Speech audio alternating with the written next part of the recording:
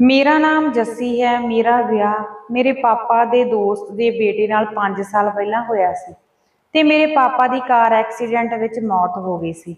ਅਸੀਂ ਦੋ ਭੈਣਾਂ ਸੀ ਤੇ ਮੈਂ ਵੱਡੀ ਸੀ। ਮੇਰੀ ਇੱਕ ਛੋਟੀ ਭੈਣ ਹੈ ਜਿਸ ਦਾ ਨਾਮ ਪ੍ਰੀਤ ਹੈ। ਜਦੋਂ ਮੇਰੇ ਪਾਪਾ ਦੀ ਕਾਰ ਐਕਸੀਡੈਂਟ ਵਿੱਚ ਮੌਤ ਹੋ ਗਈ ਤਾਂ ਮੇਰੇ ਚਾਚੇ ਨੇ ਸਾਡੇ ਘਰ ਤੇ ਪੂਰਾ ਕਬਜ਼ਾ ਕਰ ਲਿਆ। ਮੇਰੀ ਮਾਂ ਬਹੁਤ ਹੀ ਕਮਜ਼ੋਰ ਦਿਲ ਔਰਤ ਸੀ। ਉਸਨੇ ਆਪਣੇ ਹੱਕ ਲਈ ਕੋਈ ਆਵਾਜ਼ ਨਾ ਚੁੱਕੀ ਤੇ ਬਸ ਉਹ ਸਬਰ ਦਾ ਘੁੱਟ ਭਰ ਕੇ ਚੁੱਪ ਰਹੀ ਤੇ ਸਾਨੂੰ ਦੋਨਾਂ ਨੂੰ ਨਾਲ ਲੈ ਕੇ ਮੇਰੇ ਨਾਨਕੇ ਪਿੰਡ ਨਾਨਾ ਨਾਨੀ ਕੋਲ ਚਲੀ ਗਈ। ਜਿੰਨਾ ਟਾਈਮ ਮੇਰੇ ਨਾਨਾ ਨਾਨੀ ਸੀ ਉਹਨਾਂ ਟਾਈਮ ਤਾਂ ਉੱਥੇ ਬਹੁਤ ਇੱਜ਼ਤ ਸੀ। ਉਹਨਾਂ ਨੇ ਸਾਨੂੰ ਕਿਸੇ ਵੀ ਚੀਜ਼ ਦੀ ਕੋਈ ਕਮੀ ਨਹੀਂ ਸੀ ਮਹਿਸੂਸ ਹੋਣ ਦਿੱਤੀ ਤੇ ਨਾ ਹੀ ਸਾਨੂੰ ਦੋਨਾਂ ਭੈਣਾਂ ਨੂੰ ਕਦੇ ਝਿੜਕਿਆ ਸੀ ਤੇ ਨਾ ਹੀ ਮੇਰੀ ਮਾਂ ਨੂੰ ਝਿੜਕਣ ਦਿੱਤਾ ਸੀ। ਉਹਨਾਂ ਨੇ ਮੇਰੀ ਮਾਂ ਦਾ ਦੂਜਾ ਵਿਆਹ ਕਰਵਾਉਣ ਦੀ ਬਹੁਤ ਕੋਸ਼ਿਸ਼ ਕੀਤੀ ਪਰ ਮੇਰੀ ਮਾਂ ਨੇ ਦੂਜਾ ਵਿਆਹ ਕਰਨ ਤੋਂ ਇਨਕਾਰ ਕਰ ਦਿੱਤਾ। ਕੁਝ ਸਮੇਂ ਬਾਅਦ ਮੇਰੇ ਨਾਨਾ ਨਾਨੀ ਦੀ ਵੀ ਮੌਤ ਹੋ ਗਈ ਤੇ ਉਹ ਸਾਨੂੰ ਛੱਡ ਕੇ ਸਦਾ ਲਈ ਚਲੇ ਗਏ। ਫਿਰ ਸਾਡੀ ਤਿੰਨਾਂ ਦੀ ਜ਼ਿੰਮੇਵਾਰੀ ਮੇਰੇ ਮਾਮਾ ਜੀ ਦੇ ਉੱਪਰ ਪੈ ਗਈ। ਮੇਰੇ ਮਾਮਾ ਜੀ ਮੇਰੀ ਮੰਮੀ ਤੋਂ ਵੱਡੇ ਸਨ ਤੇ ਉਹਨਾਂ ਦਾ ਵਿਆਹ ਵੀ ਮੇਰੇ ਨਾਨਾ ਨਾਨੀ ਦੇ ਜਿਉਂਦੇ ਹੀ ਹੋ ਗਿਆ ਸੀ। ਜਿੰਨਾ ਟਾਈਮ ਮੇਰੇ ਨਾਨਾ ਜੀ ਜਿਉਂਦੇ ਸਨ ਉਹਨਾਂ ਟਾਈਮ ਤਾਂ ਮੇਰੀ ਮਾਮੀ ਦਾ ਸੁਭਾਅ ਵਧੀਆ ਸੀ ਤੇ ਸਾਡਾ ਉਹ ਖਿਆਲ ਵੀ ਰੱਖਦੀ ਸੀ। ਪਰ ਜਦੋਂ ਮੇਰੇ ਨਾਨਾ ਨਾਨੀ ਦੀ ਮੌਤ ਹੋ ਗਈ ਤਾਂ ਮੇਰੀ ਮਾਮੀ ਦਾ ਸੁਭਾਅ ਵੀ ਬਦਲ ਗਿਆ। ਫਿਰ ਉਸ ਘਰ ਵਿੱਚ ਸਾਡੇ ਤਿੰਨਾਂ ਨਾਲ ਹੀ ਨੌਕਰਾਂ ਵਰਗਾ ਸਲੂਕ ਹੋਣ ਲੱਗਿਆ। ਮੇਰੇ ਮਾਮਾ ਜੀ ਨੇ ਸਾਨੂੰ ਦੋਨਾਂ ਭੈਣਾਂ ਨੂੰ ਸਰਕਾਰੀ ਸਕੂਲ ਵਿੱਚ ਪੜ੍ਹਾਇਆ ਸੀ। ਮੇਰੀ ਮਾਮੀ ਨੂੰ ਸਾਡੀ ਪੜ੍ਹਾਈ ਦੇ ਖਰਚੇ ਤੋਂ ਬਹੁਤ ਦਿੱਕਤ ਹੁੰਦੀ ਸੀ ਤੇ ਉਹ ਹਮੇਸ਼ਾ ਹੀ ਮਹਿੰਗਾਈ ਦੀਆਂ ਹੀ ਸਾਡੇ ਸਾਹਮਣੇ ਗੱਲਾਂ ਕਰਦੀ ਰਹਿੰਦੀ ਸੀ। ਮੇਰੀ ਮਾਂ ਅੰਦਰੇ ਅੰਦਰ ਬਹੁਤ ਫਿਕਰ ਕਰਦੀ ਸੀ ਪਰ ਉਹ ਕੁਝ ਵੀ ਨਹੀਂ ਸੀ ਕਰ ਸਕਦੀ। ਮਾਮੀ ਦੀਆਂ ਗੱਲਾਂ ਦਾ ਅਸਰ ਮੇਰੀ ਮਾਂ ਦੇ ਦਿਲ ਤੇ ਉੱਤੇ ਇੰਨਾ ਹੋਇਆ ਕਿ ਉਸ ਨੂੰ ਦਿਲ ਦੀ ਬਿਮਾਰੀ ਬਣ ਗਈ ਤੇ ਇੱਕ ਦਿਨ ਹਾਰਟ ਅਟੈਕ ਆ ਗਿਆ ਤੇ ਉਸ ਦੀ ਮੌਤ ਹੋ ਗਈ। ਹੁਣ ਤਾਂ ਅਸੀਂ ਦੋਵੇਂ ਭੈਣਾਂ ਬਿਲਕੁਲ ਇਕੱਲੀਆਂ ਰਹਿ ਗਈਆਂ ਸੀ। ਮੇਰੀ ਮਾਮੀ ਲੋਕਾਂ ਦੇ ਸਾਹਮਣੇ ਤਾਂ ਸਾਡੇ ਨਾਲ ਵਧੀਆ ਸਲੂਕ ਕਰਦੀ ਸੀ ਪਰ ਸਾਨੂੰ ਪਤਾ ਸੀ ਅਸਲ ਸੱਚਾਈ ਕੀ ਸੀ। ਅਸੀਂ ਕਿਤੇ ਵੀ ਨਹੀਂ ਸੀ ਜਾ ਸਕਦੀਆਂ ਕਿਉਂਕਿ ਸਾਡਾ ਹੋਰ ਕੋਈ ਦੁਨੀਆ ਤੇ ਨਹੀਂ ਸੀ। ਮਾਮੀ ਦੂਜਿਆਂ ਦੇ ਸਾਹਮਣੇ ਤਾਂ ਸਾਡੇ ਲਈ ਬਹੁਤ ਚੰਗੀ ਸੀ ਪਰ ਇਹ ਸਭ ਕੁਝ ਦਿਖਾਵਾ ਸੀ ਤੇ ਅਸਲ ਸੱਚਾਈ ਤਾਂ ਹੋਰ ਸੀ। ਤੇ ਉਹ ਸਾਡੇ ਤੋਂ ਘਰ ਦਾ ਕੰਮ ਕਰਵਾਉਂਦੀ ਤੇ ਸਾਨੂੰ ਗੱਲ-ਗੱਲ ਤੇ ਹੀ ਕੁੱਟ ਦਿੰਦੀ ਸੀ। ਜਦੋਂ ਮੈਂ 22 ਸਾਲਾਂ ਦੀ ਹੋਈ ਤਾਂ ਮੇਰੇ ਮਾਮਾ ਜੀ ਨੇ ਮੇਰੇ ਪਾਪਾ ਦੇ ਦੋਸਤ ਦੇ ਬੇਟੇ ਨਾਲ ਮੇਰਾ ਵਿਆਹ ਕਰ ਦਿੱਤਾ। ਪਰ ਮੇਰਾ ਘਰ ਵਾਲਾ ਕੰਨਾਂ ਦਾ ਬਿਲਕੁਲ ਕੱਚਾ ਸੀ। ਉਸ ਦੀ ਜਿਵੇਂ ਮਾਂ ਕਹਿੰਦੀ ਸੀ ਉਹ ਉਸੇ ਦੇ ਹੀ ਮਗਰ ਲੱਗ ਜਾਂਦਾ ਸੀ ਤੇ ਮੇਰੀ ਤਾਂ ਗੱਲ ਹੀ ਨਹੀਂ ਸੀ ਸੁਣਦਾ।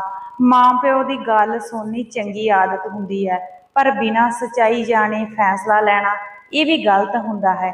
ਤੇ ਉਹ ਆਪਣੀ ਮਾਂ ਦੀਆਂ ਗੱਲਾਂ ਸੁਣ ਕੇ ਮੇਰੇ ਨਾਲ ਸਾਰਾ ਦਿਨ ਲੜਦੇ ਝਗੜਦੇ ਰਹਿੰਦੇ ਸਨ। ਬਸ ਇਵੇਂ ਹੀ ਮੇਰੇ ਸਹੁਰੇ ਘਰ ਵਿੱਚ 5 ਸਾਲ ਲੰਘ ਗਏ। ਮੈਂ 2 ਧੀਆਂ ਦੀ ਮਾਂ ਬਣ ਗਈ। ਇਸ ਤੋਂ ਪਹਿਲਾਂ ਤਾਂ ਮੈਨੂੰ ਦਾਜ ਨਾ ਲਿਆਉਣ ਦੇ ਤਾਨੇ ਮਿਲਦੇ ਸਨ। ਉਸ ਤੋਂ ਬਾਅਦ ਨਵਾਂ ਤਾਨਾ ਇਹ ਦੇਣ ਲੱਗ ਪਏ ਕਿ ਤੂੰ ਸਾਨੂੰ ਪੱਥਰ ਮੱਥੇ ਮਾਰ ਦਿੱਤੇ ਤੇ ਸਾਡੇ ਘਰ ਦਾ ਵਾਰਸ ਨਹੀਂ ਪੈਦਾ ਕਰ ਸਕਦੀ। ਮੈਂ ਹੁਣ ਹੋਰ ਬੱਚਾ ਨਹੀਂ ਸੀ ਲੈ ਸਕਦੀ ਤੇ ਨਾ ਹੀ ਇਹਨਾਂ ਨੂੰ ਘਰ ਦਾ ਵਾਰਸ ਦੇ ਸਕਦੀ ਸੀ। ਮੈਂ ਆਪਣੇ ਪਤੀ ਤੇ ਆਪਣੀ ਸੱਸ ਨੂੰ ਬਹੁਤ ਸਮਝਾਇਆ ਕਿ ਬੇਟਾ ਪੈਦਾ ਕਰਨਾ ਮੇਰੇ ਹੱਥ ਵਿੱਚ ਨਹੀਂ, ਇਹ ਤਾਂ ਪ੍ਰਮਾਤਮਾ ਦੇ ਹੱਥ ਵਿੱਚ ਹੈ। ਮੁੰਡਾ ਕੁੜੀ ਰੱਬ ਦੀ ਦੇਣ ਹੁੰਦਾ ਹੈ, ਇਹ ਇਨਸਾਨ ਦੇ ਹੱਥ ਵਿੱਚ ਨਹੀਂ ਹੁੰਦਾ।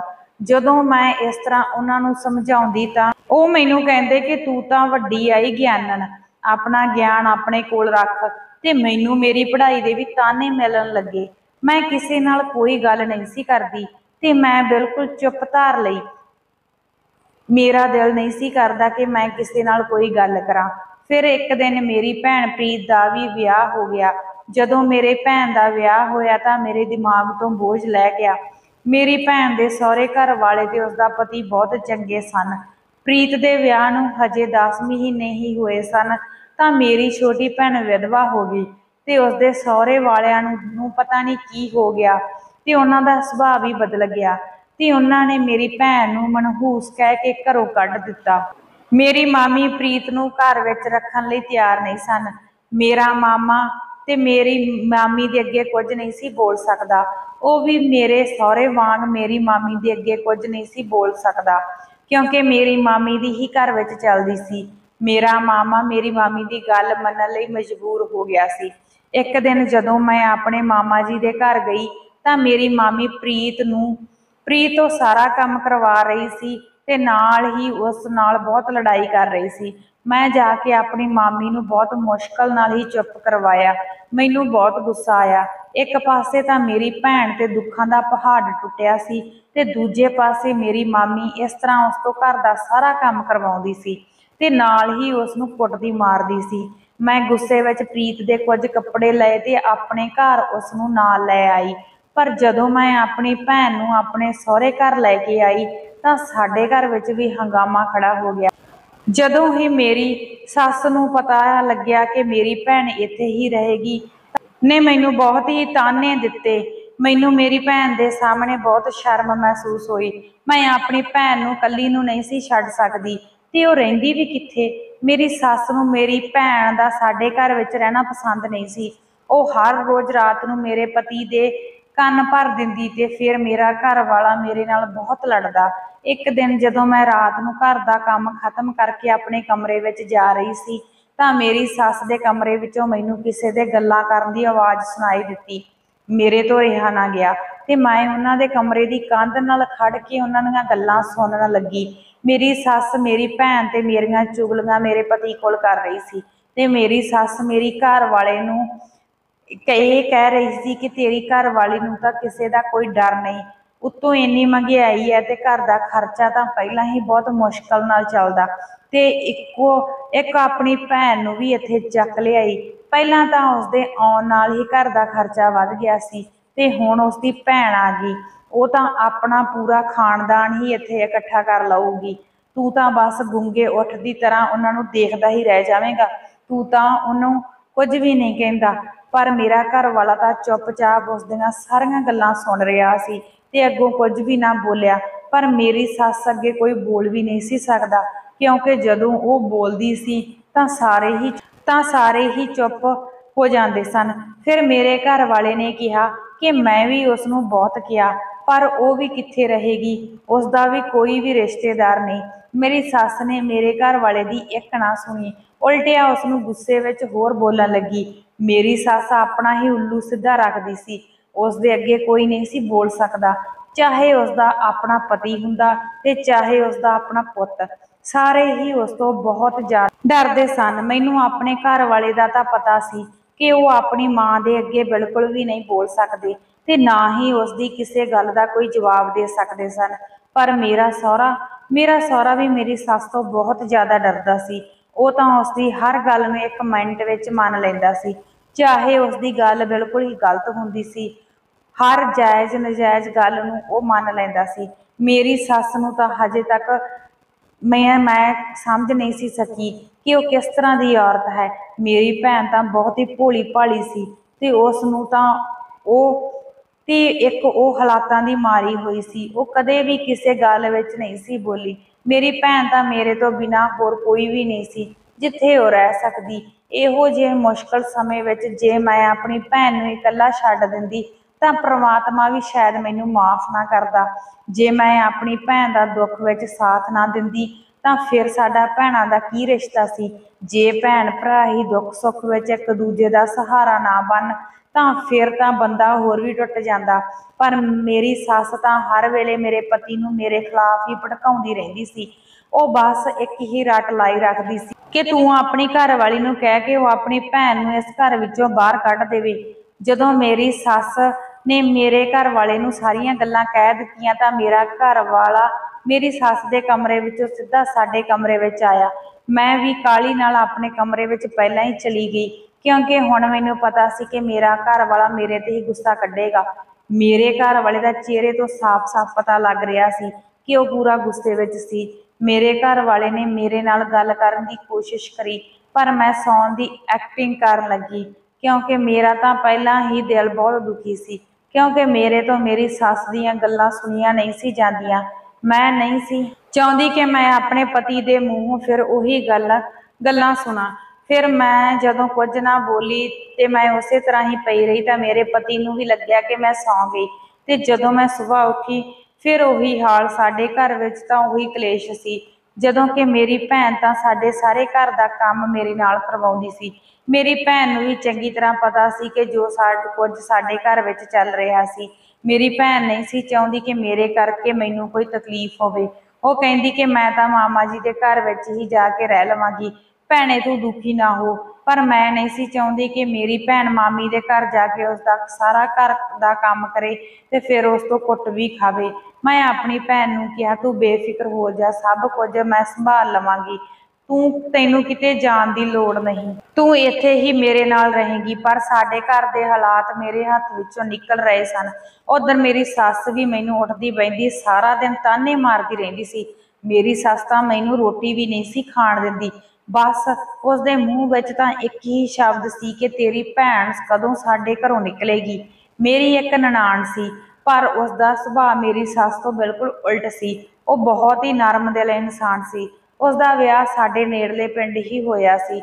ਉਹ ਸਾਡੇ ਘਰ ਵਿੱਚ ਆਪਣੇ ਪਤੀ ਦੇ ਨਾਲ ਕੁਝ ਦਿਨਾਂ ਦੇ ਲਈ ਰਹਿਣ ਲਈ ਆ ਰਹੀ ਸੀ। ਮੈਨੂੰ ਜਦੋਂ ਪਤਾ ਲੱਗਿਆ ਕਿ ਮੇਰੀ ਨਨਾਣ ਆ ਰਹੀ ਹੈ ਤਾਂ ਮੇਰੇ ਵਿੱਚ ਹਿੰਮਤ ਆ ਗਈ, ਕਿਉਂਕਿ ਉਹ ਜਦੋਂ ਵੀ ਆਪਣੀ ਮਾਂ ਨੂੰ ਮੇਰੇ ਨਾਲ ਲੜਦਾ ਦੇਖਦੀ ਸੀ ਤਾਂ ਉਹ ਹਮੇਸ਼ਾ ਆਪਣੀ ਮਾਂ ਨੂੰ ਹੀ ਰੋਕਦੀ ਸੀ। ਮੈਨੂੰ ਮੇਰੀ ਨਨਾਣ ਬਹੁਤ ਚੰਗੀ ਲੱਗਦੀ ਸੀ, ਪਰ ਮੈਨੂੰ ਉਸਦਾ ਪਤੀ ਬਿਲਕੁਲ ਵੀ ਚੰਗਾ ਨਹੀਂ ਸੀ ਲੱਗਦਾ। ਉਹ ਬਹੁਤ ਹੀ ਘਟੀਆ ਇਨਸਾਨ ਸੀ। ਉਹਨੂੰ ਨਾ ਤਾਂ ਗੱਲ ਕਰਨ ਦਾ ਤਰੀਕਾ ਸੀ ਤੇ ਉਹ ਮੇਰੇ ਨਾਲ ਵੀ ਘਟੀਆ ਹਰਕਤਾਂ ਕਰਦਾ ਸੀ। ਬਸ ਮੈਂ ਚੁੱਪ ਕਰਕੇ ਸਹਿ ਲੈਂਦੀ ਸੀ, ਪਰ ਮੈਂ ਕਿਸੇ ਨੂੰ ਕੁਝ ਨਹੀਂ ਸੀ ਕਹਿ ਸਕਦੀ, ਕਿਉਂਕਿ ਉਲਟਿਆ ਮੇਰੇ ਤੇ ਹੀ ਇਲਜ਼ਾਮ ਲਗਾਉਣਾ ਸੀ। ਮੈਂ ਆਪਣੀ ਨਨਾਣ ਦੇ ਆਉਣ ਦੀਆਂ ਤਿਆਰੀਆਂ ਵਿੱਚ ਲੱਗ ਗਈ ਤੇ ਉਹਨਾਂ ਦੇ ਲਈ ਖਾਣਾ ਬਣਾਉਣ ਲੱਗ ਗਈ। ਮੈਂ ਆਪਣੇ ਵੱਲੋਂ ਕੋਈ ਕਮੀ ਨਹੀਂ ਸੀ ਰੱਖਣਾ ਚਾਹੁੰਦੀ, ਤੇ ਉਹਨਾਂ ਦੀ ਪਸੰਦ ਦਾ ਹੀ ਸਭ ਕੁਝ ਬਣਾਇਆ ਸੀ। ਜਦੋਂ ਮੇਰੀ ਨਨਾਣ ਤੇ ਉਸਦਾ ਪਤੀ ਸਾਡੇ ਘਰ ਆਏ ਤਾਂ ਮੇਰੀ ਭੈਣ ਉਹਨਾਂ ਨੂੰ ਮਿਲ ਕੇ ਆਪਣੇ ਕਮਰੇ ਵਿੱਚ ਚਲੀ ਗਈ। ਜਦੋਂ ਰਾਤ ਹੋਈ ਤਾਂ ਮੇਰੀ ਸੱਸ ਨੇ ਕਿਹਾ ਕਿ ਤੂੰ ਆਪਣੀ ਭੈਣ ਨੂੰ ਕਹਿ ਦੇ ਕਿ ਅੱਜ ਉਹ ਸਟੋਰ ਰੂਮ ਵਿੱਚ ਸੌਂ ਜਾਵੇ, ਕਿਉਂਕਿ ਉਸ ਕਮਰੇ ਵਿੱਚ ਤਾਂ ਮੇਰੀ ਧੀ ਤੇ ਮੇਰੇ ਜਵਾਈ ਨੇ ਸੌਣਾ ਹੈ। ਗਰਮੀ ਦਾ ਮਹੀਨਾ ਸੀ ਤੇ ਮੇਰੀ ਭੈਣ ਸਟੋਰ ਰੂਮ ਵਿੱਚ ਕਿਵੇਂ ਰਹਿ ਸਕਦੀ ਸੀ। ਉੱਥੇ ਨਾ ਤਾਂ ਕੋਈ ਪੱਖਾ ਸੀ ਤੇ ਨਾ ਹੀ ਕੋਈ ਖਿੜਕੀ ਸੀ, ਪਰ ਮੈਂ ਮਜਬੂਰ ਸੀ ਤੇ ਆਪਣੀ ਭੈਣ ਨੂੰ ਜਾ ਕੇ ਕਿਹਾ ਕਿ ਤੂੰ ਸਟੋਰ ਰੂਮ ਵਿੱਚ ਸੌਣ ਲਈ ਕਹਿ ਦਿੱਤਾ। ਮੇਰੀ ਭੈਣ ਨੂੰ ਵੀ ਮੇਰੀ ਮਜਬੂਰੀ ਦਾ ਪਤਾ ਸੀ। ਮੈਂ ਨਹੀਂ ਸੀ ਚਾਹੁੰਦੀ ਕਿ ਘਰ ਵਿੱਚ ਫਿਰ ਕੋਈ ਕਲੇਸ਼ ਹੋਵੇ।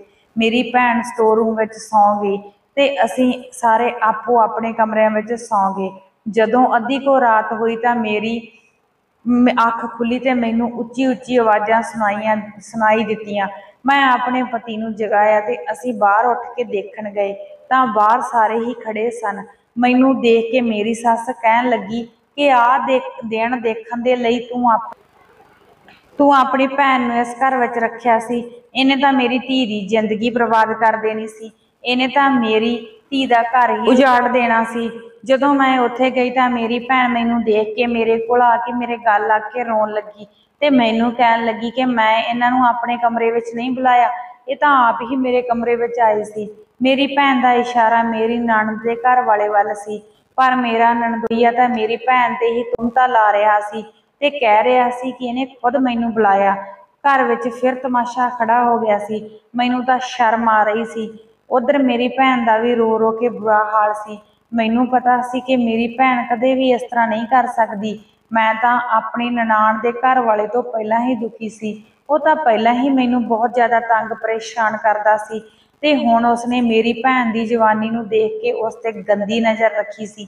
ਮੇਰੀ ਨਨਾਣ ਨੂੰ ਵੀ ਪਤਾ ਸੀ ਕਿ ਮੇਰੀ ਭੈਣ ਦਾ ਕੋਈ ਕਸੂਰ ਨਹੀਂ।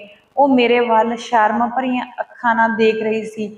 ਮੈਨੂੰ ਪਤਾ ਸੀ ਕਿ ਮੇਰੀ ਨਨਾਣ ਵੀ ਜਾਣਦੀ ਸੀ ਕਿ ਇਹ ਗਲਤੀ ਸਾਰੀ ਉਹਦੇ ਪਤੀ ਦੀ ਸੀ, ਪਰ ਉਹ ਸਾਰਿਆਂ ਦੇ ਸਾਹਮਣੇ ਇਹ ਸਭ ਨਹੀਂ ਸੀ ਕਹਿ ਸਕਦੀ। ਮੇਰੀ ਸੱਸ ਤਾਂ ਇਸ ਗੱਲ ਨੂੰ ਮੰਨਣ ਦੇ ਲਈ ਤਿਆਰ ਹੀ ਨਹੀਂ ਸੀ। ਮੇਰੀ ਨਨਾਣ ਨੇ ਉਸ ਗੱਲ ਨੂੰ ਉੱਥੇ ਹੀ ਰਫਾ ਦਫਾ ਕਰਕੇ ਖਤਮ ਕਰਨ ਦੀ ਕੋਸ਼ਿਸ਼ ਕੀਤੀ ਤੇ ਕਿਹਾ ਕਿ ਸ਼ਾਇਦ ਆਪਾਂ ਨੂੰ ਭੁਲੇਖਾ ਲੱਗ ਗਿਆ ਤੇ ਫਿਰ ਸਾਰਿਆਂ ਨੂੰ ਆਪੋ ਆਪਣੇ ਕਮਰਿਆਂ ਵਿੱਚ ਜਾਣ ਲਈ ਕਹਿ ਦਿੱਤਾ। ਜਦੋਂ ਮੈਂ ਆਪਣੇ ਕਮਰੇ ਵਿੱਚ ਆਈ ਤਾਂ ਮੇਰੇ ਘਰ ਵਾਲੇ ਨੇ ਵੀ ਮੈਨੂੰ ਬਹੁਤ ਗੱਲਾਂ ਸੁਣਾਈਆਂ ਤੇ ਮੈਨੂੰ ਕਹਿਣ ਲੱਗੇ ਕਿ ਤੇਰੀ ਭੈਣ ਦੀਆਂ ਆਦਤਾਂ ਸਹੀ ਨਹੀਂ। ਉਹ ਮੈਨੂੰ ਵੀ ਅਜੀਬ ਤਰ੍ਹਾਂ ਦੇ ਇਸ਼ਾਰੇ ਕਰਦੀ ਹੈ। ਤੇ ਜਦੋਂ ਮੈਂ ਆਪਣੇ ਘਰ ਵਾਲੇ ਦੇ ਮੂੰਹੋਂ ਇਹ ਗੱਲ ਸੁਣੀ ਤਾਂ ਮੈਨੂੰ ਬਹੁਤ ਗੁੱਸਾ ਆਇਆ, ਕਿਉਂਕਿ ਮੈਂ ਜਾਣਦੀ ਸੀ ਕਿ ਮੇਰੀ ਭੈਣ ਇਸ ਤਰ੍ਹਾਂ ਦੀ ਨਹੀਂ। ਮੈਨੂੰ ਪੂਰਾ ਪਤਾ ਸੀ ਕਿ ਮੇਰਾ ਪਤੀ ਆਪਣੀ ਮਾਂ ਦੀ ਗੱਲ ਵਿੱਚ ਹੀ ਬੋਲ ਰਿਹਾ ਹੈ ਤੇ ਉਹ ਸੱਚ ਨੂੰ ਝੂਠ ਤੇ ਝੂਠ ਨੂੰ ਸੱਚ ਸਾਬਤ ਕਰਨਾ ਚਾਹੁੰਦਾ ਸੀ। ਮੈਂ ਆਪਣੀ ਭੈਣ ਤੇ ਇਹ ਇਲਜ਼ਾਮ ਨੂੰ ਸੁਣ ਕੇ ਬਹੁਤ ਬੁਰਾ ਲੱਗਿਆ। ਮੈਂ ਆਪਣੀ ਭੈਣ ਨੂੰ ਚੰਗੀ ਤਰ੍ਹਾਂ ਜਾਣਦੀ ਸੀ ਕਿ ਮੇਰੀ ਭੈਣ ਕਿਵੇਂ ਦੀ ਹੈ। ਮੈਨੂੰ ਪਤਾ ਸੀ ਕਿ ਮੇਰੇ ਪਤੀ ਮੇਰੀ ਭੈਣ ਤੇ ਝੂਠਾ ਇਲਜ਼ਾਮ ਲਾ ਰਿਹਾ ਸੀ, ਪਰ ਮੈਂ ਚੁੱਪਚਾਪ ਸਭ ਕੁਝ ਸੁਣ ਰਹੀ ਸੀ ਤੇ ਮੈਂ ਇਹ ਸਾਰਾ ਕੁਝ ਸੁਣਨ ਦੇ ਲਈ ਮਜਬੂਰ ਸੀ, ਕਿਉਂਕਿ ਸਾਡੀ ਦੋਹਾਂ ਭੈਣਾਂ ਦੇ ਅੱਗੇ ਪਿੱਛੇ ਕੋਈ ਨਹੀਂ ਸੀ ਜੋ ਸਾਡੇ ਪੱਖ ਵਿੱਚ ਕੋਈ ਬੋਲਦਾ। ਇਹੀ ਵਜ੍ਹਾ ਸੀ ਕਿ ਸਾਰੇ ਲੋਕ ਸਾਨੂੰ ਬੇਸਹਾਰਾ ਸਮਝ ਕੇ ਸਾਡੇ ਤੇ ਤਰ੍ਹਾਂ ਤਰ੍ਹਾਂ ਦੇ ਇਲਜ਼ਾਮ ਲਗਾਉਂਦੇ ਸੀ। ਸਾਰੇ ਸ਼ਾਇਦ ਸੌਂ ਗਏ ਸੀ, ਪਰ ਮੈਂ ਪੂਰੀ ਰਾਤ ਜਾਗਦੀ ਰਹੀ। ਮੇਰੇ ਦਿਮਾਗ ਵਿੱਚ ਪਤਾ ਨਹੀਂ ਕਿਹੜੀਆਂ ਗੱਲਾਂ ਦੀਆਂ ਸੋਚਾਂ ਚੱਲ ਰਹੀਆਂ ਸਨ। ਮੇਰੀ ਨੀਂਦ ਉੱਡ ਗਈ ਸੀ। ਮੇਰੇ ਦਿਮਾਗ ਵਿੱਚ ਤਾਂ ਇੱਕ ਗੱਲ ਹੀ ਆ ਰਹੀ ਸੀ ਕਿ ਮੇਰੀ ਭੈਣ ਇਕੱਲੀ ਆਖਰ ਕਿੱਥੇ ਜਾਵੇਗੀ। ਮੇਰੀ ਸੱਸ ਤਾਂ ਹਰ ਵਕਤ ਖਰਚੇ ਤੇ ਮਹਿੰਗਾਈ ਦੇ ਰੋਣੇ ਰੋਂਦੀ ਰਹਿੰਦੀ ਸੀ। ਹੁਣ ਤਾਂ ਉਹਨੂੰ ਇੱਕ ਹੋਰ ਨਵੀਂ ਗੱਲ ਮਿਲ ਗਈ ਸੀ। ਮੈਨੂੰ ਪਤਾ ਸੀ ਕਿ ਹੁਣ ਮੇਰੀ ਸੱਸ ਆਪਣੇ ਜਵਾਈ ਵਾਲੀ ਗੱਲ ਦਾ ਵੀ ਤਾਨਾ ਦੇਵੇਗੀ ਤੇ ਉਹ ਕਹੇਗੀ ਕਿ ਮੈਂ ਹੁਣ ਇਸ ਨੂੰ ਆਪਣੇ ਘਰ ਵਿੱਚ ਨਹੀਂ ਰੱਖ ਸਕਦੀ, ਇਹਨੇ ਤਾਂ ਮੇਰੀ ਧੀ ਦਾ ਘਰ ਉਜਾੜ ਦੇਣਾ ਸੀ। ਇਹੀ ਸੋਚਦੇ ਸੋਚਦੇ ਮੇਰੀ ਸਵੇਰੇ ਅੱਖ ਲੱਗ ਗਈ ਤੇ ਮੈਂ ਉੱਠਣ ਦੇ ਲਈ ਲੇਟ ਹੋ ਗਈ।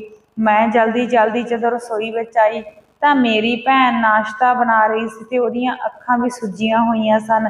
ਸ਼ਾਇਦ ਉਹ ਵੀ ਪੂਰੀ ਰਾਤ ਨਹੀਂ ਸੀ ਸੁੱਤੀ। ਮੇਰੀ ਭੈਣ ਮੇਰੇ ਵੱਲ ਦੇਖ ਕੇ ਝੂਠਾ ਜਿਹਾ ਮੁਸਕਰਾਉਣ ਲੱਗੀ, ਪਰ ਮੈਨੂੰ ਪਤਾ ਸੀ ਕਿ ਉਹ ਅੰਦਰੋਂ ਕਿਵੇਂ ਦੁਖੀ ਹੈ। ਜਦੋਂ ਮੇਰੀ ਨਨਾਣ ਉੱਠ ਕੇ ਸਾਡੇ ਕੋਲ ਆਈ ਤਾਂ ਉਹ ਰਾਤ ਵਾਲੀ ਗੱਲ ਨੂੰ ਲੈ ਕੇ ਕੁਝ ਨਾ ਬੋਲੀ, ਜਿਵੇਂ ਘਰ ਵਿੱਚ ਕੁਝ ਹੋਇਆ ਹੀ ਨਾ ਹੋਵੇ। ਉਹ ਨਾਸ਼ਤਾ ਕਰਨ ਤੋਂ ਬਾਅਦ ਆਪਣੇ ਵਾਪਸ ਜਾਣ ਦੀ ਤਿਆਰੀ ਸ਼ੁਰੂ ਕਰ ਦਿੱਤੀ। ਉਹ ਇੰਨੀ ਜਲਦੀ ਵਾਪਸ ਜਾਣ ਲੱਗੀ ਸੀ, ਇਸ ਗੱਲ ਨੇ ਵੀ ਮੇਰੀ ਸੱਸ ਨੂੰ ਬਹੁਤ ਗੁੱਸਾ ਆਇਆ ਤੇ ਸਾਡੇ ਕੋਲ ਆਈ ਤੇ ਸਾਨੂੰ ਬਹੁਤ ਸਾਰੀਆਂ ਗੱਲਾਂ ਕਹੀਆਂ। ਉਹ ਤੁਹਾਡੀ ਵਜ੍ਹਾ ਨਾਲ ਹੀ ਅੱਜ ਛੇਤੀ ਵਾਪਸ ਜਾ ਰਹੀ ਹੈ, ਪਰ ਉਹ ਤਾਂ ਕੁਝ ਦਿਨਾਂ ਦੇ ਲਈ ਇੱਥੇ ਰਹਿਣ ਲਈ ਆਈ ਸੀ। ਮੈਨੂੰ ਪਤਾ ਸੀ ਕਿ ਉਹ ਮੇਰੀ ਭੈਣ ਦੀ ਵਜ੍ਹਾ ਕਰਕੇ ਵਾਪਸ ਨਹੀਂ ਸੀ ਜਾ ਰਹੀ, ਉਹ ਤਾਂ ਆਪਣੇ ਪਤੀ ਦੀ ਗੱਲ ਤੋਂ ਜਲਦੀ ਵਾਪਸ ਜਾ ਰਹੀ ਸੀ। ਜਦੋਂ ਉਹ ਜਾਣ ਲਈ ਤਿਆਰ ਹੋ ਗਈ ਤਾਂ ਉਸਨੇ ਮੈਨੂੰ ਜਾਂਦੀ ਨੇ ਮੇਰੇ ਤੋਂ ਮਾਫੀ ਮੰਗਣ ਲੱਗੀ ਤੇ ਉਸਨੇ ਕਿਹਾ ਕਿ ਜੋ ਕੁਝ ਵੀ ਕੀਤਾ ਮੈਨੂੰ ਪਤਾ ਮੇਰੇ ਪਤੀ ਨੇ ਹੀ ਕਰਿਆ ਸੀ। ਮੈਂ ਇਹ ਗੱਲ ਕਿਸੇ ਨੂੰ ਨਹੀਂ ਸੀ ਦੱਸ ਸਕਦੀ। ਜੇ ਮੈਂ ਇਹ ਗੱਲ ਆਪਣੇ ਪਤੀ ਜਾਂ ਸੱਸ ਕੋਲ ਕਰਦੀ ਤਾਂ ਫਿਰ ਘਰ ਵਿੱਚ ਜੰਗ ਛਿੜ ਪੈਣੀ ਸੀ। ਹੁਣ ਤਾਂ ਮੇਰਾ ਦਿਮਾਗ ਵੀ ਥੱਕ ਚੁੱਕਾ ਸੀ। ਮੈਂ ਹੋਰ ਕੁਝ ਨਹੀਂ ਸੀ ਸਹਿ ਸਕਦੀ। ਮੇਰਾ ਦਿਲ ਕਰਦਾ ਸੀ ਕਿ ਮੈਂ ਵੀ ਇਸ ਘਰ ਨੂੰ ਛੱਡ ਕੇ ਚਲੀ ਜਾਵਾਂ। ਮੈਂ ਉੱਥੇ ਜਾਵਾਂ ਜਿੱਥੇ ਕੋਈ ਮੈਨੂੰ ਜਾਣਦਾ ਨਾ ਹੋਵੇ ਤੇ ਮੈਨੂੰ ਕੋਈ ਪਰੇਸ਼ਾਨ ਨਾ ਕਰੇ। ਮੈਂ ਤਾਂ ਜਦੋਂ ਵੀ ਰੋਂਦੀ ਸੀ ਤਾਂ ਆਪਣੀ ਸੱਸ ਤੇ ਆਪਣੇ ਘਰ ਵਾਲੇ ਤੋਂ ਓਲੇ ਚੋਰੀ ਛਿਪੇ ਰੋਂਦੀ ਸੀ ਤੇ ਆਪਣਾ ਮਨ ਹਲਕਾ ਕਰਦੀ ਸੀ, ਕਿਉਂਕਿ ਮੇਰੀ ਸੱਸ ਨੂੰ ਬਹੁਤ ਭੈੜੀਆਂ ਲੱਗਦੀਆਂ ਸੀ। ਜੇ ਮੈਨੂੰ ਜਾਂ ਮੇਰੀਆਂ ਕੁੜੀਆਂ ਨੂੰ ਰੋਂਦੇ ਦੇਖ ਲੈਂਦੀ ਸੀ ਤਾਂ ਫਿਰ ਉਹ ਮੇਰੇ ਨਾਲ ਲੜਾਈ ਸ਼ੁਰੂ ਕਰ ਲੈਂਦੀ ਸੀ। ਮੇਰੀ ਸੱਸ ਮੈਨੂੰ ਕਹਿੰਦੀ ਸੀ ਕਿ ਇਹ ਸਭ ਕੁਝ ਤੇਰੀ ਮਨਹੂਸ ਦੀ ਵਜ੍ਹਾ ਨਾਲ ਹੀ ਹੋ ਰਿਹਾ। ਉਹ ਮੈਨੂੰ ਗੱਲ ਤੇ ਮਨਹੂਸ ਕਹਿੰਦੀ ਸੀ। ਮੇਰੀ ਜ਼ਿੰਦਗੀ ਵਿੱਚ ਤਾਂ ਬਸ ਦੁੱਖ ਹੀ ਦੁੱਖ ਲਿਖੇ ਸਨ ਤੇ ਹੁਣ ਤਾਂ ਹਰਦਮ ਚਿਹਰੇ ਤੇ ਉਦਾਸੀ ਜਿਹੀ ਰਹਿੰਦੀ ਸੀ। ਫਿਰ ਮੈਂ ਇੱਕ ਦਿਨ ਮੇਰੀ ਭੈਣ ਮੇਰੇ ਕੋਲ ਆ ਕੇ ਕਹਿਣ ਲੱਗੀ ਕਿ ਮੈਂ ਹੁਣ ਇੱਥੇ ਨਹੀਂ ਰਹਿ ਸਕਦੀ ਕਿਉਂਕਿ ਮੇਰੀ ਵਜ੍ਹਾ ਨਾਲ ਤੁਹਾਨੂੰ ਬਹੁਤ ਤਕਲੀਫ ਹੁੰਦੀ ਹੈ। ਫਿਰ ਮੈਂ ਆਪਣੀ ਭੈਣ ਨੂੰ ਕਿਹਾ ਕਿ ਨਹੀਂ, ਤੈਨੂੰ ਥੋੜੇ ਦਿਨਾਂ ਦੇ ਲਈ ਹੋਰ ਇੱਥੇ ਰਹਿਣਾ ਪਵੇਗਾ। ਮੈਂ ਜਲਦੀ ਹੀ ਤੇਰੇ ਲਈ ਕੋਈ ਰਿਸ਼ਤਾ ਦੇਖ ਕੇ ਤੇਰਾ ਦੂਜਾ ਵਿਆਹ ਕਰ ਦੇਵਾਂਗੀ, ਫਿਰ ਤੂੰ ਆਪਣੇ ਘਰ ਚਲੀ ਜਾਈਂ। ਮੈਂ ਆਪਣੀ ਭੈਣ ਨੂੰ ਨਾ ਤਾਂ ਆਪਣੇ ਮਾਮੇ ਕੋਲ ਭੇਜ ਸਕਦੀ ਸੀ। ਫਿਰ ਇਵੇਂ ਹੀ ਦਿਨ ਲੰਘਦੇ ਗਏ। ਫਿਰ ਇੱਕ ਦਿਨ ਮੇਰੀ ਭੈਣ ਮੇਰੇ ਕੋਲ ਆ ਕੇ ਰੋਣ ਲੱਗੀ, ਪਰ ਉਸ ਤੋਂ ਬੋਲਿਆ ਨਹੀਂ ਸੀ ਜਾ ਰਿਹਾ। ਮੈਨੂੰ ਪਤਾ ਸੀ ਸ਼ਾਇਦ ਮੇਰੀ ਸੱਸ ਨੇ ਹੀ ਉਸ ਨੂੰ ਕੁਝ ਕਿਹਾ ਹੋਵੇਗਾ, ਪਰ ਜਦੋਂ ਉਹ ਬੋਲੀ ਤਾਂ ਕਹਿਣ ਲੱਗੀ ਕਿ ਦੀਦੀ ਤੁਹਾਡਾ ਸਹੁਰਾ। ਅੱਗੇ ਉਸ ਤੋਂ ਕੁਝ ਵੀ ਨਾ ਬੋਲਿਆ ਗਿਆ ਤੇ ਉਧਰੋਂ ਮੇਰੀ ਸੱਸ ਦੀ ਆਵਾਜ਼ ਆ ਗਈ ਤੇ ਉਹ ਕਹਿਣ ਲੱਗੀ ਕਿ ਜਲਦੀ ਖਾਣਾ ਬਣਾ ਲਓ, ਘਰ ਵਿੱਚ ਕੁਝ ਰਿਸ਼ਤੇਦਾਰ ਆਉਣ ਵਾਲੇ ਨੇ। ਮੈਂ ਜਲਦੀ ਆਪਣੀ ਸੱਸ ਦੀ ਆਵਾਜ਼ ਸੁਣੀ ਤੇ ਕਮਰੇ ਤੋਂ ਬਾਹਰ ਆ ਗਈ, ਪਰ ਮੇਰੇ ਦਿਲ ਵਿੱਚ ਡਰ ਸੀ। ਪਤਾ ਨਹੀਂ ਮੇਰੀ ਭੈਣ ਨੂੰ ਕੀ ਕਿਹਾ। ਮੈਂ ਜਦੋਂ ਦੁਬਾਰਾ ਆਪਣੀ ਭੈਣ ਤੋਂ ਫਿਰ ਪੁੱਛਣ ਦੀ ਕੋਸ਼ਿਸ਼ ਕਰੀ, ਪਰ ਉਸਨੇ ਮੈਨੂੰ ਕੋਈ ਵੀ ਗੱਲ ਨਾ ਦੱਸੀ, ਮੇਰੀ ਗੱਲ ਨੂੰ ਟਾਲ ਦਿੱਤਾ। ਮੈਨੂੰ ਸ਼ੱਕ ਸੀ ਕਿ ਉਹ ਮੇਰੇ ਤੋਂ ਕੁਝ ਨਾ ਕੁਝ ਜ਼ਰੂਰ ਲੁਕੋ ਰਹੀ ਹੈ। ਫਿਰ ਮੈਂ ਜਲਦੀ ਰਸੋਈ ਵਿੱਚ ਕੰਮ ਕਰਨ ਲੱਗ ਗਈ ਤੇ ਮੇਰਾ ਧਿਆਨ ਉਸ ਗੱਲ ਤੋਂ ਹਟ ਗਿਆ। ਹੁਣ ਮੇਰੀ ਭੈਣ ਬਹੁਤ ਜ਼ਿਆਦਾ ਡਰੀ ਤੇ ਸਹਿਮੀ ਹੋਈ ਘਰ ਵਿੱਚ ਰਹਿਣ ਲੱਗੀ। ਜੇ ਮੈਂ ਉਸ ਨੂੰ ਕੁਝ ਪੁੱਛਦੀ ਤਾਂ ਉਹ ਅੱਗੋਂ ਕੁਝ ਨਾ ਦੱਸਦੀ पर मैनू लगदा सी कि वो मैनू कुछ दसना चाहुंदी सी, पर वो डर दे कारण दस नहीं सी सकदी। हुण जदों भी मैं अपनी भैन दे नाल भैन कोल बैठदी तां मेरी सੱਸ उदों ही मेरे कोल आ जांदी। मैनू हुण अपनी सੱਸ ते भी शक होण लग्या। मैनू पता सी कि मेरी सੱਸ भी नहीं सी चाहुंदी कि मैं अपनी भैन दे नाल गल्लां करां। शायद वो डरदी सी कि मेरी भैन कोई गल मैनू दस ना देवे, पर मैनू कुछ भी समझ नहीं सी आ रही।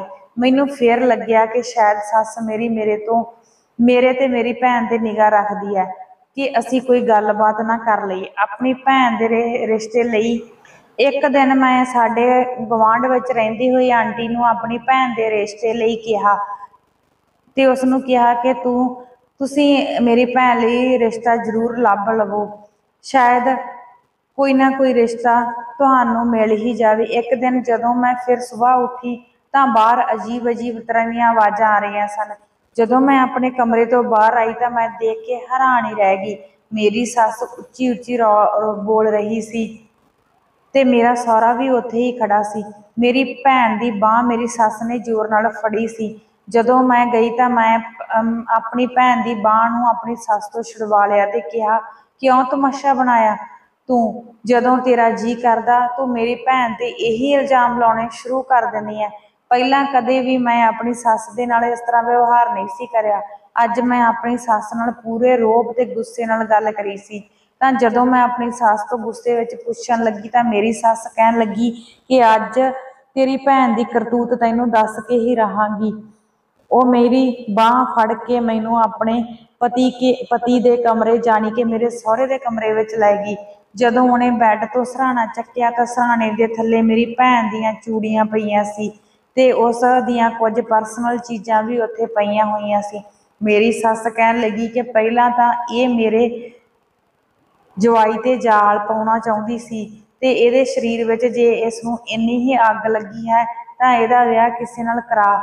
ਮੇਰੀ ਸੱਸ ਮੈਨੂੰ ਕਹਿਣ ਲੱਗੀ ਕਿ ਸਾਡੇ ਘਰ ਵਿੱਚੋਂ ਹੁਣ ਤੁਸੀਂ ਨਿਕਲ ਜਾਓ, ਹੁਣ ਮੈਂ ਤੁਹਾਨੂੰ ਇੱਥੇ ਨਹੀਂ ਰੱਖ ਸਕਦੀ।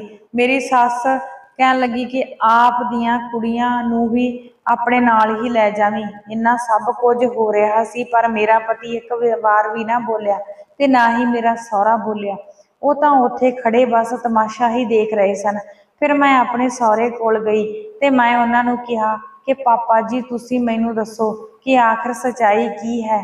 ਪਰ ਉਹ ਤਾਂ ਮੈਨੂੰ ਦੇਖ ਕੇ ਨੀਵੀਂ ਪਾ ਲਈ ਤੇ ਚੁੱਪਚਾਪ ਬਾਹਰ ਨੂੰ ਚਲੇ ਗਏ। ਮੇਰੀ ਸੱਸ ਨੇ ਤਾਂ ਪੂਰੀ ਮੇਰੀ ਭੈਣ ਦਾ ਤਮਾਸ਼ਾ ਬਣਾ ਦਿੱਤਾ ਸੀ ਤੇ ਆਂਢ ਗੁਆਂਢ ਦੇ ਲੋਕ ਵੀ ਕੰਧਾਂ ਤੇ ਚੜ ਕੇ ਸਾਡੇ ਘਰ ਵੱਲ ਚੱਲ ਰਹੇ ਡਰਾਮੇ ਨੂੰ ਦੇਖ ਰਹੇ ਸੀ। ਹੁਣ ਤਾਂ ਮੇਰੇ ਕੋਲ ਵੀ ਕੋਈ ਰਸਤਾ ਨਹੀਂ ਸੀ ਰਿਹਾ। ਮੈਂ ਆਪਣੀ ਭੈਣ ਨੂੰ ਕਿੱਥੇ ਭੇਜਦੀ? ਇੱਕ ਸਾਡੀ ਗੁਆਂਢਣ ਸੀ ਜਿਸ ਨੂੰ ਮੈਂ ਆਪਣੀ ਭੈਣ ਦੇ ਰਿਸ਼ਤੇ ਲਈ, ਉਹ ਗੁਆਂਢਣ ਵੀ ਸਾਡੇ ਘਰ ਆਈ ਤੇ ਉਹ ਮੈਨੂੰ ਕਹਿਣ ਲੱਗੀ ਕਿ ਤੇਰੀ ਇੰਨੀ ਬੇਇੱਜ਼ਤੀ ਕਰੀ ਆ, ਤੂੰ ਇੰਨਾ ਸਭ ਕੁਝ ਕਿਵੇਂ ਸਹਿ ਰਹੀ ਹੈ? ਤੇਰੇ ਤੇ ਤੇਰੀ ਭੈਣ ਤੇ ਜ਼ੁਲਮ ਹੋ ਰਿਹਾ। ਤੈਨੂੰ ਨਹੀਂ ਪਤਾ ਕਿ ਕੋਈ ਵੀ ਮਰਦ ਔਰਤ ਨੂੰ ਬਖਸ਼ਦਾ ਨਹੀਂ। ਤੂੰ ਮੇਰੀ ਗੱਲ ਮੰਨ, ਆਪਣੀ ਭੈਣ ਨੂੰ ਮੇਰੇ ਨਾਲ ਭੇਜ ਦੇ, ਮੈਂ ਇਸ ਦਾ ਪੂਰਾ ਖਿਆਲ ਰੱਖਾਂਗੀ। ਮੈਂ ਤਾਂ ਸੋਚ ਰਹੀ ਸੀ ਕਿ ਮੈਂ ਹੁਣ ਕੀ ਕਰਾਂ। ਮੈਂ ਆਪਣੀ ਭੈਣ ਨੂੰ ਉਸ ਦੇ ਨਾਲ ਵੀ ਨਹੀਂ ਸੀ ਭੇਜ ਸਕਦੀ ਕਿਉਂਕਿ ਮੇਰੇ ਮਨ ਵਿੱਚ ਵੀ ਫਿਰ ਵੀ ਡਰ ਸੀ। ਪਰ ਮੈਨੂੰ ਆਂਟੀ ਨੇ ਵੀ ਪੂਰਾ ਵਿਸ਼ਵਾਸ ਸੀ ਕਿ ਉਹ ਮੇਰੇ ਨਾਲ ਧੋਖਾ ਨਹੀਂ ਕਰ ਸਕਦੀ। ਉੱਧਰ ਮੈਨੂੰ ਮੇਰੀ ਸੱਸ ਵੀ ਸੱਚੀ ਲੱਗ ਰਹੀ ਸੀ ਕਿਉਂਕਿ ਮੇਰੇ ਸਹੁਰੇ ਦੇ ਬੈੱਡ ਤੇ ਮੇਰੀ ਭੈਣ ਦਾ ਹੀ ਸਮਾਨ ਸੀ ਤੇ ਮੇਰੀ ਸੱਸ ਨੇ ਕਿਹਾ ਸੀ ਕਿ ਤੇਰੀ ਭੈਣ ਖੁਦ ਤੇਰੇ ਸਹੁਰੇ ਕੋਲ ਰਾਤ ਨੂੰ ਆਈ ਸੀ। ਜਦੋਂ ਮੈਂ ਉੱਠੀ ਤਾਂ ਉਹ ਡਰ ਦੇ ਮਾਰੇ ਸਾਡੇ ਕਮਰੇ ਵਿੱਚੋਂ ਚਲੀ ਗਈ। ਮੈਂ ਤਾਂ ਆਪਣੀ ਸੱਸ ਦੀ ਇਹ ਗੱਲ ਸੁਣ ਕੇ ਸੁੰਨ ਜਿਹੀ ਹੋ ਗਈ। ਉੱਧਰ ਮੇਰੇ ਸਹੁਰੇ ਤੇ ਵੀ ਮੈਨੂੰ ਪੂਰਾ ਵਿਸ਼ਵਾਸ ਸੀ ਕਿ ਉਹ ਇਸ ਤਰ੍ਹਾਂ ਨਹੀਂ ਕਰ ਸਕਦੇ। ਉਹ ਬਹੁਤ ਹੀ ਨੇਕ ਦਿਲ ਇਨਸਾਨ ਸਨ। ਜੋ ਕੁਝ ਮੇਰੇ ਸਹੁਰੇ ਨੇ ਕਿਹਾ ਉਹ ਤਾਂ ਸੁਣ ਕੇ ਮੈਂ ਦੰਗ ਹੀ ਰਹਿ ਗਈ ਕਿਉਂਕਿ ਮੇਰੇ ਸਹੁਰੇ ਨੇ ਕਿਹਾ ਸੀ ਕਿ ਹਾਂ ਤੇਰੀ ਭੈਣ ਖੁਦ ਮੇਰੇ ਕੋਲ ਚੱਲ ਕੇ ਆਈ ਸੀ, ਪਰ ਮੈਂ ਹੀ ਉਸ ਨੂੰ ਮਨਾ ਕਰ ਦਿੱਤਾ ਕਿ ਮੈਂ ਇਹ ਸਭ ਕੁਝ ਨਹੀਂ ਕਰ ਸਕਦਾ। ਜਦੋਂ ਉਹਨੇ ਇਹ ਕਿਹਾ ਤਾਂ ਮੇਰਾ ਤਾਂ ਦਿਮਾਗ ਹੀ ਹਿੱਲ ਗਿਆ ਤੇ ਮੈਂ ਸੋਚ ਕੇ ਬਹੁਤ ਪਰੇਸ਼ਾਨ ਹੋਈ ਕਿ ਆਖਿਰ ਸੱਚਾਈ ਕੀ ਹੈ। ਫਿਰ ਜਿਸ ਦਿਨ ਮੈਂ ਆਪਣੀ ਭੈਣ ਨੂੰ ਸਾਡੀ ਗੁਆਂਢਣ ਆਂਟੀ ਦੇ ਨਾਲ ਭੇਜ ਦਿੱਤਾ ਤਾਂ ਉਸ ਦਿਨ ਤੋਂ ਬਾਅਦ ਮੇਰੀ ਸੱਸ ਬਹੁਤ ਖੁਸ਼ ਹੋਈ। ਮੈਨੂੰ ਇਸ ਤਰ੍ਹਾਂ ਲੱਗ ਰਿਹਾ ਸੀ ਕਿ ਜਿਵੇਂ ਮੇਰੀ ਭੈਣ ਉਹਨਾਂ ਸਾਰਿਆਂ ਤੇ ਬੋਝ ਬਣ ਕੇ ਇੱਥੇ ਰਹਿ ਰਹੀ ਸੀ। ਪੂਰੀ ਸਕੂਨ ਤੇ ਖੁਸ਼ੀ ਨਾਲ ਰਹਿ ਰਹੇ ਸਨ, ਪਰ ਮੈਂ ਅੰਦਰੋਂ ਅੰਦਰ ਹੀ ਦੁਖੀ ਸੀ। फिर कुछ दिनों बाद मेरी ननाण रोंदी रोंदी साडे कोल आई। जदों वो इस तरह अचानक इस हालत विच आई तो सारे ही परेशान हो गए। जो खबर उन्हें सुनाई उन्हें दसी तो वह सुन के साडे सारे घरदियां दे होश ही उड़ गए।